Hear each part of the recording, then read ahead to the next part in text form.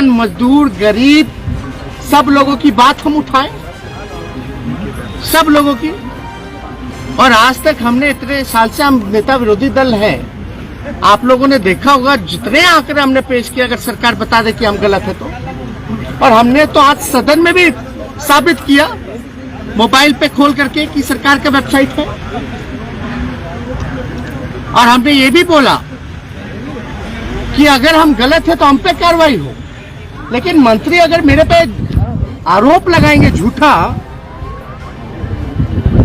तो मंत्री को क्या करना चाहिए?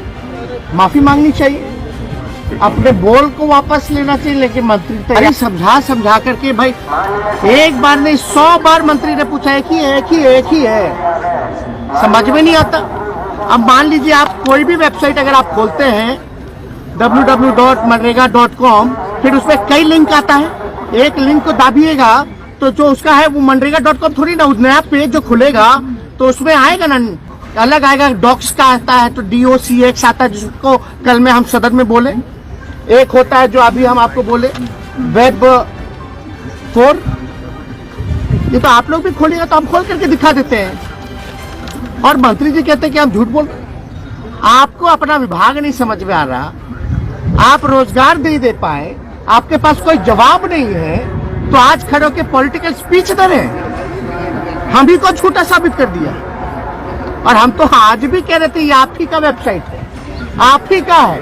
मंत्री जी अपना ही आंकड़ा, अपना ही वेबसाइट मानने से इनकार करते हैं भाई। और इस तरह की बातें हम पे जो है आरोप लगाया गया, ये निंदनीय। तो क्या फायदा हमको सदन में जाने का? ये तो परंपरा बनती चली जाएगी। अगर आज मंत्री माफी नहीं मांगेंगे, इस्तीफा, कायदे से तो इस्तीफा दे देना चाहिए था। बिहार का जनता देख रहा कितना ज्ञानी लोग भरे हुए हैं नीतीश जी के मंत्रिमंडल में। अब मुख्यमंत्री चुप है। कोई गलत बात बोले तो मेरे गलत आंकड़ों को झूठा तो बताओ। आप अपने ही विभाग को झूठ बोल रहे हैं, अपने ही वेबसाइट को झूठा बोल रहे हैं, फर्जी बोल रहे हैं। यानी बड़ी बात हुई है। जो कल सवाल हमने पूछा है, हड़कंप बचा हुआ है और उनका क्लास हुआ है तो अपना भड़ास उतारे हैं झूठा आरोप लगा के। अरे कल इतना कुछ हो जाने के बाद भी जाकर के देख लेते भाई कि नेता विरोधी दल कौन सा डॉक्यूमेंट खोला। बताने वाला भी बेवकूफ है ना मंत्री जी। डॉक्स वाला है, वेब वाला है, ये तो मनरेगा.com है। ये तो उल्टा बोल रहे। क्या ज्ञानी लोग भरा हुआ है भाई।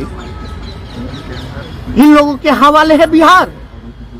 ये लोग बिहार चलाएंगे। ये 2022 है।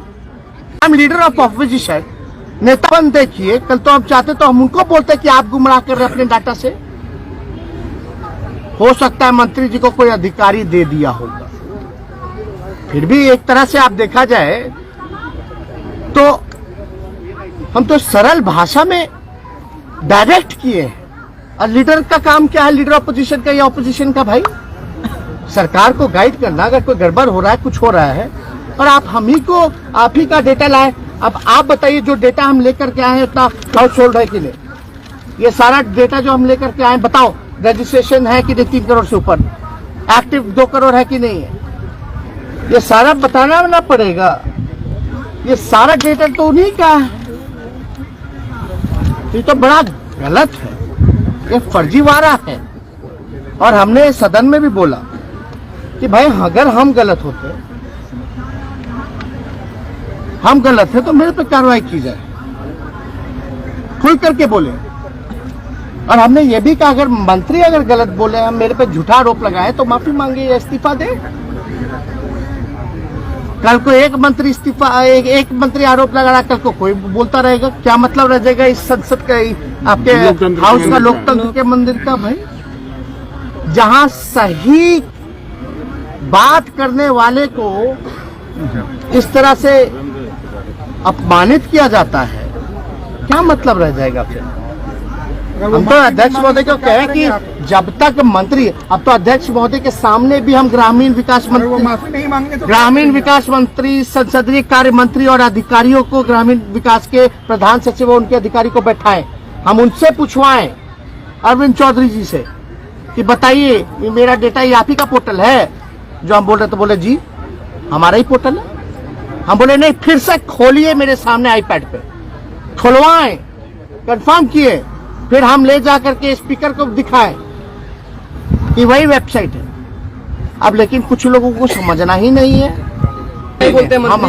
हम सदन नहीं जाएंगे जब तक अध्यक्ष महोदय इस बात को बोले और जब तक माफी नहीं मांगेंगे मंत्री। कैसे भाई, ये बिहार की जनता आती उम्मीदों से, उम्मीद है लोगों की विधानसभा में जो है सही बात होगा, और वहाँ ये लोग ऐसे काम करेंगे तो क्या फायदा फिर इस लोकतंत्र के मंदिर का, जहाँ हाईजैक लोग कर ली।